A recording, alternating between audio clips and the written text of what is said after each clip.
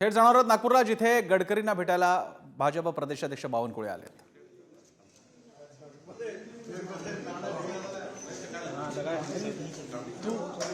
यंदाच्या निवडणुकीत गडकरींनी सुद्धा अनेक सभा घेतल्या. भाजपचे ज्येष्ठ आणि राष्ट्रीय स्तरावरचे नेते नितीन गडकरी आणि त्यांना भेटायला देवेंद्र फडणवीस आणि चंद्रशेखर बावनकुळे आले.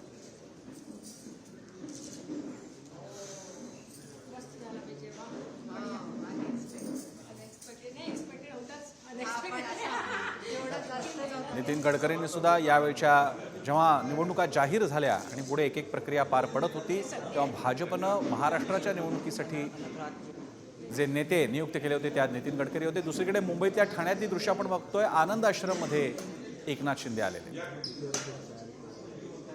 आनंद आश्रम हे ज्यांना धर्मवीर म्हणून ओळखलं जातं त्या तत्कालीन शिवसेना ठाणे जिल्हा प्रमुख आनंद दिघे यांचं निवासस्थान, तिथे एकनाथ शिंदे आले.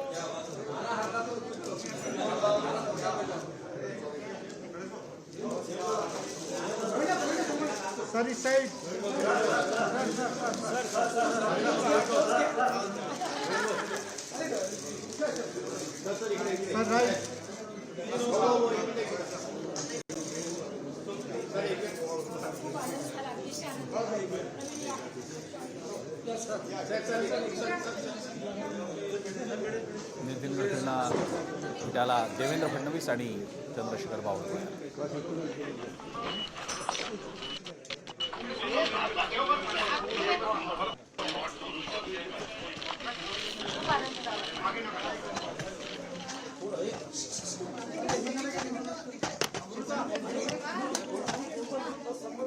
नितीन गडकरींच्या कुटुंबियांनी औक्षण करून फडणवीस आणि बावनकुळेंचं स्वागत केलं.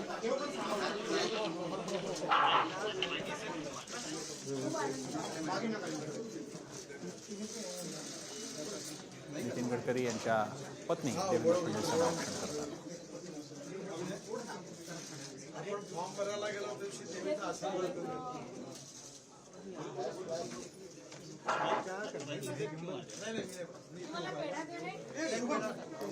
देवेंद्र फडणवीस यांच्या पत्नी अमृताही यावेळी उपस्थित.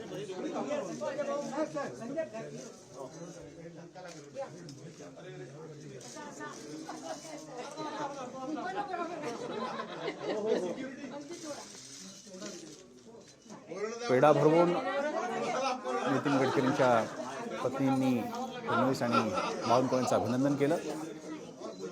अतिशय ऐतिहासिक मोठा देदीप्यमान विजय भाजपला महाराष्ट्रात या निमित्तानं मिळालेला आहे. तब्बल 133 जागांसह भाजप संपूर्ण महाराष्ट्रातला पहिल्या क्रमांकाचा पक्ष ठरलेला आहे आणि महायुती म्हणून त्यांना एकूण 231 जागा मिळालेल्या आहेत. आणि आता अमृता फडणवीस देवेंद्र फडणवीस यांच्या पत्नी औक्षण करतात.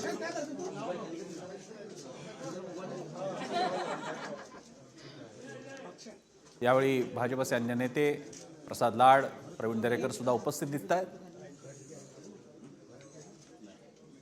भाजपसाठी आजचा दिवस अनेक कारणांसाठी महत्त्वाचा आहे. कारण महाराष्ट्रासारखं राज्य आता पूर्ण क्षमतेनं बहुमतासह त्यांच्याकडे आहे.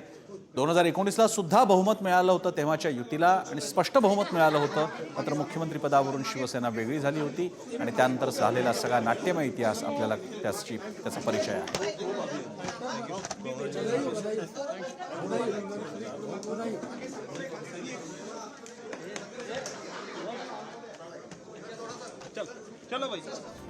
फडणवीस, बावनकुळे, दरेकर नितीन गडकरींच्या भेटीला आणि गडकरींच्या कुटुंबियांकडून त्यांचा औक्षण करत त्यांचा सत्कार.